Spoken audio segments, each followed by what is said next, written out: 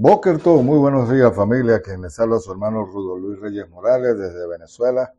Hoy estamos en su programa radial Mi Casa Será Tu Casa, con la temática, el estudio que nos compete en este tiempo, el mundo en el primer siglo, donde vamos a estudiar lo que es la antropología, la cultural, la interpretación de los textos que podemos ver aún en el Brit Hadashah. Incluso cosas que se veía también en lo que era el mundo antiguo, lo que es la cultura, el idioma, el contexto, y de lo cual también en el primer tiempo, en el primer siglo, perdón, se mantuvo. Así que bueno, vamos a darle la gloria al Padre, a nuestro Padre Celestial, Jehová Sebaot, y a nuestro Rey Yeshua HaMashiach, que nos permiten poder estar aquí con todos ustedes a través de la plataforma Radio Shalom, la estación con el Rúa. Y es la intención de poder educarnos, poder entender los textos bíblicos para nuestro crecimiento. Recuerden que estamos a través de las redes sociales, estamos en internet, estamos con el nombre Congregación El Yo Soy. También estamos en las redes sociales en Facebook, WhatsApp, Telegram y el canal de YouTube de la Kehilá de Yehoshua, que usted podrá ingresar allí y ver los estudios semanales y todo lo que se comparte para su crecimiento. Quiero enviar un saludo fraterno a nuestro mentor de la Kehilá de Yehoshua, como lo es nuestro estimado amigo y amiga, el Moreano Morales y su esposa la Mora Araceli de Morales. Saludos cordiales también para el cuerpo de Morín de la Kehilá de Yehoshua y también para nuestra Hot Blanca Rodríguez, que es la persona que está en el Ministerio de Oración y Ayuno. Bien, vamos a darle la gloria al Padre y decimos Shema Israel, Jehová Eloheinu, Jehová Echad, Baruch, Enkebo, Malhutol, Yolam Baeh. Escucha Israel a Jehová tu Dios. Jehová es primero y bendito sea su nombre de su glorioso reino. Desde ahora y para siempre. Amén y amén. Bien, como dije, hoy vamos a ver lo que era el contexto del primer siglo y por qué es importante conocer la cosa desde su punto de vista.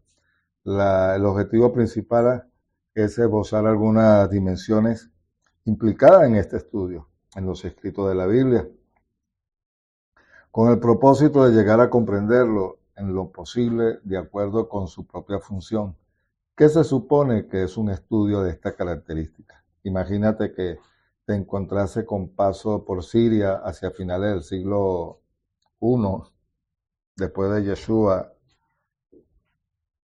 ¿Y qué pasa al pasar por algunas ciudades de Siria helenistas? Y oyóse las siguientes palabras leídas en voz alta, al pasar cerca de un domicilio en particular lleno de gente. Yo podía pedir a Jehová que te concediese la comprensión de este versículo, de lo que significa Mateo 19:12.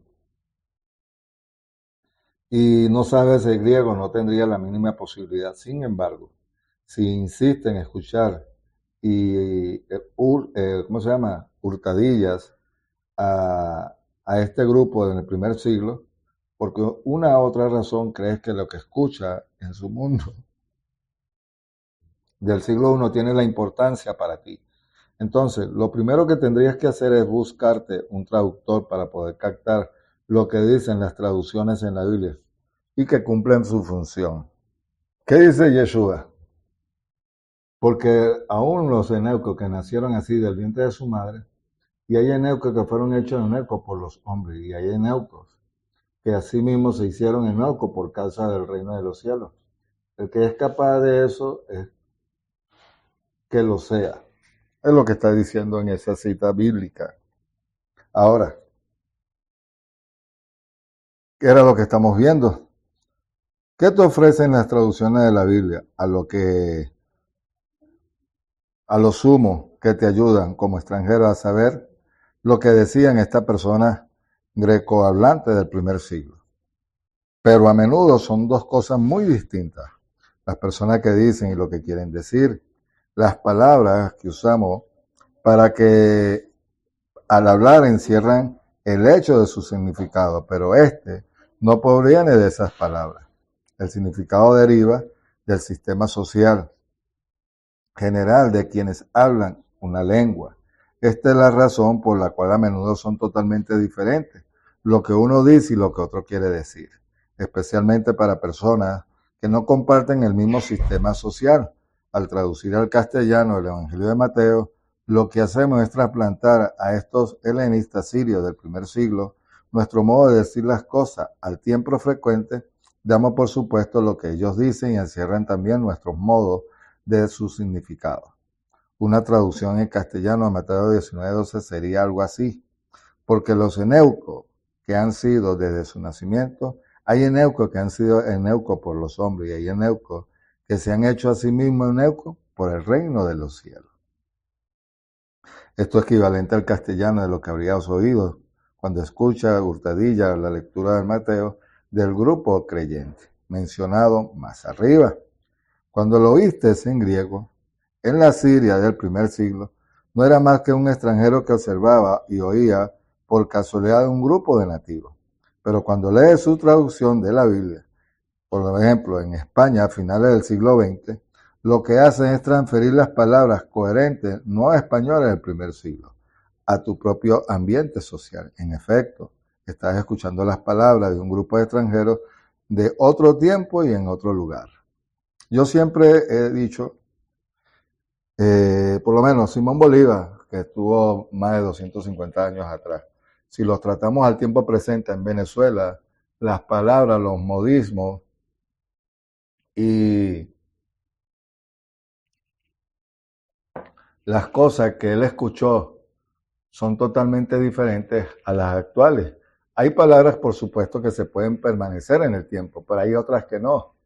De repente a los caballos le decían yegua, por decir un ejemplo, que siempre se le ha llamado caballo, pero que de repente le dan otro nombre, porque eso es lo que pasa. Y cuando uno lee eso, entonces dice, pero ¿qué tiene que ver esto con esto? No, no, lo que te está diciendo es otra cosa que le decían antiguamente que no era para este tiempo. Y eso trata también este tema. Y es lo que sucede. Y lo que pasa a veces cuando leemos las cosas desde el momento en la Biblia, pero que desconocemos el contexto, y eso es lo que pasa, que tenemos que familiarizarnos con ello. Ahora, por supuesto, el contexto está escuchando las palabras de un grupo de extranjeros de otro tiempo y lugar. Los trasplanta a su medio ambiente tratando de saber qué es lo que está hablando esa gente, por la que la mención de los eneucos.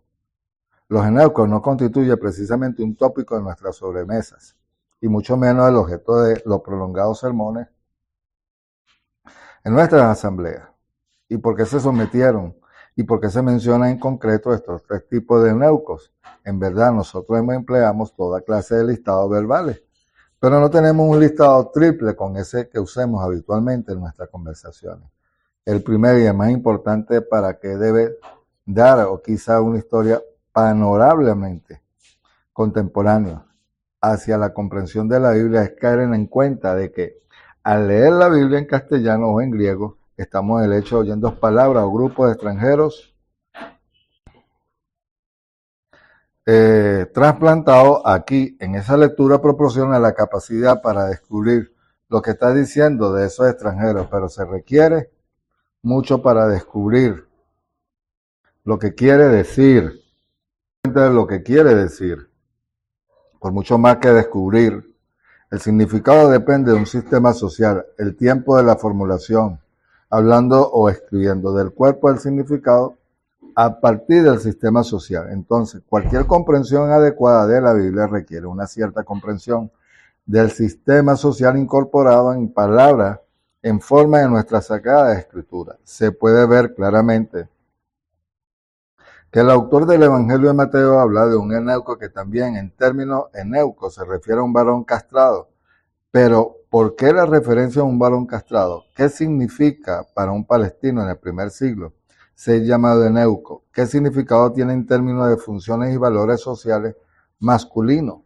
¿Cómo puede una persona en España contemporánea llegar al fondo de la información relativa al mundo mediterráneo en el primer siglo? El propósito es explicar cómo podemos recuperar esa información, así como proponer algunos ejemplos de información y su utilidad en conseguir entender la Torá, la Biblia. En el campo de estudios bíblicos se requiere más bien novedosas cuestiones relativas a las normas y valores sociales que continúan en Palestina del primer siglo, así como los métodos adecuados para responder a dichas cuestiones.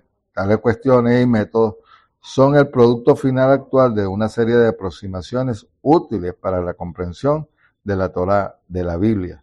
Se ha desarrollado en una gran medida porque son el resultado lógico de diversos intentos en comprender la Torá, la palabra de Jehová, en nuestra propia época. En el fondo, el estudio especializado de la Torá, desde la antigüedad a nuestros días, es leer la obra, por lo menos, de Agustín sobre la doctrina cristiana, creyentes, en el primer siglo.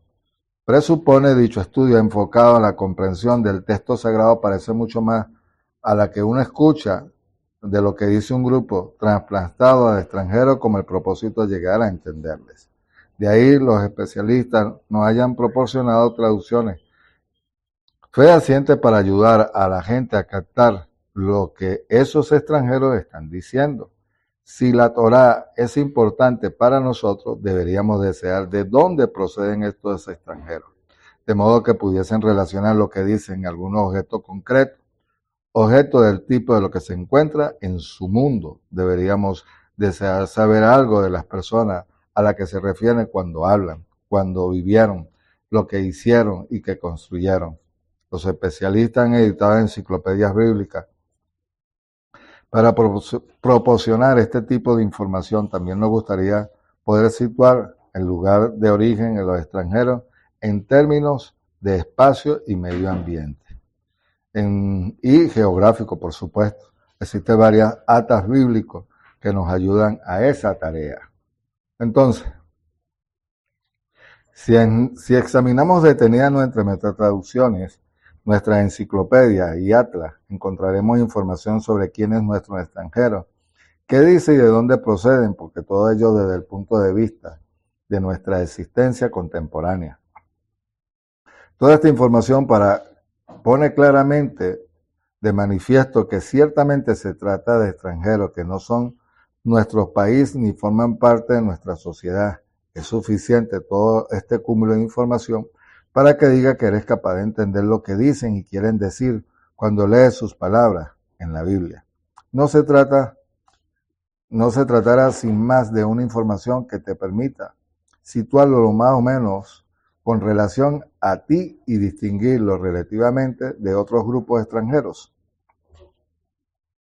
Lo más probable es que si otras personas conociesen solo su nombre, su rango social, alguna de tus ideas y cierta información geográfica sobre ti, dijera que esa en realidad no pueden entenderte. ¿Qué más deberían de saber? ¿Qué más deberías saber tú para entender a un extranjero? Lo mismo que consiguen conocer parándote con otros, comparando en qué te parece y qué distingue de los otros, en qué eres igual a los demás y en qué en peculiar tuyo. Ese es el camino que debes tomar ahora, formulándote las mismas preguntas sobre un hipotético grupo de extranjeros, en qué se parecen a otras personas en su área geográfica y su periodo histórico, en qué no, en qué se identifican con otra gente de su tiempo y lugar, en qué peculiar y suyo respecto y a otros, cómo se disociaban de estos grupos más amplios para formar grupos distintos y separados con historias comparadas, aunque únicas. Existen historias en la Biblia en que suministran este tipo de información. Ahora bien, es suficiente de este tipo de información para afirmar que puedes entender a nuestro grupo de extranjeros. Pensaría que otros pueden entenderte suficientemente si conocieras que tus antepasados fueron inmigrantes, si supiesen qué les movió a emigrar, cómo se establecieron, de dónde lo hicieron, los matrimonios que hubo un árbol genealógico, cómo decidieron casarse tus padres, cómo creciste desde la niñez a la adolescencia.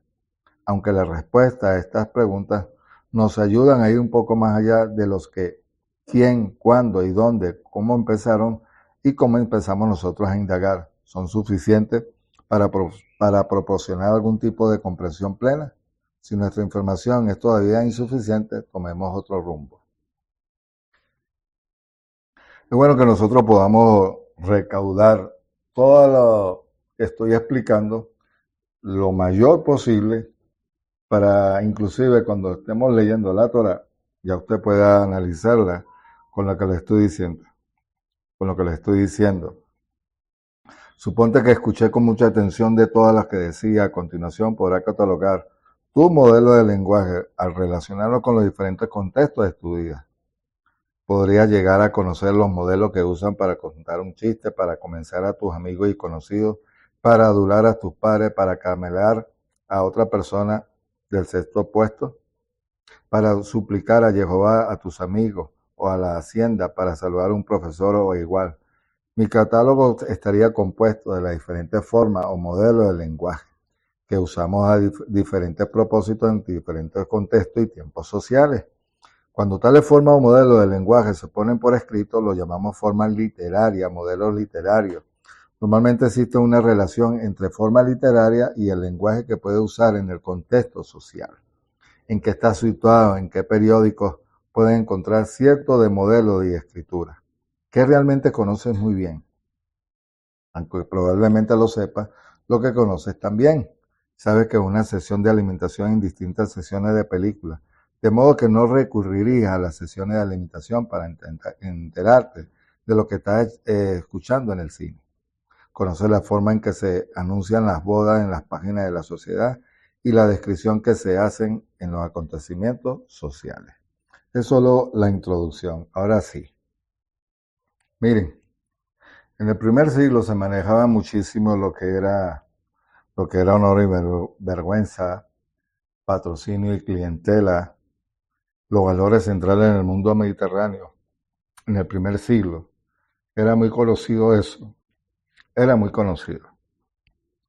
Y cuando uno empieza a ver, cuando el mismo Yeshua decide, ¿y qué dice la gente de mí? Él era un tipo de honor que se manejaba. Pero ¿cómo lo veía en el mundo romano? ¿Cómo lo veía el mundo griego? Y aún el mundo judío en el primer siglo. Y es lo que hablábamos, hay que entender la cultura, eh, la época, cómo se vivía, el contexto social, económico, las palabras que se situaban para esa época. Es interesante conocer todo esto porque cada vez que uno empieza a ver lo que se queda uno como, wow, no sabía esto. No tiene que ser la importancia. Para hacer una idea de lo que significa estudiar modelos de cultura, podríamos tratar de imaginarnos la tierra vacía y despoblada, sin que se distinguieran rasgos de ríos, montañas, roca, árboles, algo así como un amplio espacio liso y llano. Imaginémoslas como las tierras vastas sin huella en un desierto ilimitado. Pensá ahora en un grupo de personas que aparecen en escena, hundiendo sus manos en el dúctil de la arena. Empieza a trazar líneas y decide entre ellos en qué este es mi sitio, en aquel es tu sitio. Después viene otro grupo, traza una línea donde dice este es nuestro sitio y este es vuestro sitio. Se levanta después el viento y tapa las líneas, pero ellos siguen actuando como si todavía estuvieran señaladas, implícitas en la arena. ¿Qué tiene lugar esa acción de trazar una línea? Etimológicamente, los términos definir y delimitar se refiere al proceso de trazar líneas, de establecer límites en los separados dentro de la fuerza y lo que es de afuera y también lo de adentro y de los de afuera. La construcción de significado es como idear líneas en material sin forma del medio ambiente humano, dando un lugar a definiciones o significados sociales compartidos. Está claro que estas líneas son trazadas a lo largo en torno del tiempo, de ahí los tiempos sociales de la infancia, de la adolescencia, la adultez, la jubilación y el espacio sociales señalados, a menudo implícitamente, por frontera como entre España, Francia, entre tu casa y la del vecino. Lo que no es tan obvio es que en estas líneas socialmente imaginadas están trazadas igualmente en el entorno o individuos particulares. Las líneas sociales que separan tu persona de los demás se separan en funciones y estatus. Grupos de personas, líneas sociales que se distinguen entre familias. ¿Se están dando cuenta? Ya hay una separación. Hay líneas imaginarias en un terreno, pero que están la parte tuya, cómo te desenvuelves socialmente, la familia, el otro contexto de lo que estamos hablando.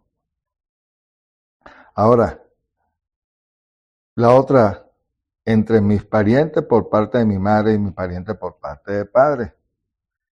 Entre los de dentro y los de afuera, de esa naturaleza, líneas socialmente imaginadas que distinguen la materia que estudian la ciencia, la economía, en que la gente experimenta nuestro medio ambiente físico. Jehová y los dioses, líneas socialmente imaginadas que separan a lo que hay gente que cree que lleva el control y el último mantiene así unida toda la realidad. Ya estamos determinando ya la creencia, lo que determinaba, lo que marcaba. Todos hemos nacido en un sistema de líneas que eliminan, que demilitan casi todas nuestras experiencias, tales como líneas que definen el propio yo, los otros, la naturaleza, el tiempo y el espacio, y Jehová, los dioses inclusive. Y es probable que la gente continúe tomándose la molestia de trazar tales líneas, porque los seres humanos sienten un impulso arrollador que les lleva a querer saber a dónde están. El trazado de líneas nos permite definir nuestra variedad y experiencia, de modo que podamos situarnos a nosotros mismos, a los demás y a todos los quienes podamos encontrar y que estemos en contacto. Nuestros antepasados nos legaron una serie de líneas que ellos heredaron. De este modo no hallamos dentro de lo que es el continuum cultural que se remonta a la fuente de nuestro legado cultural. Ya estamos hablando ahora de una cultura, estamos hablando de familia.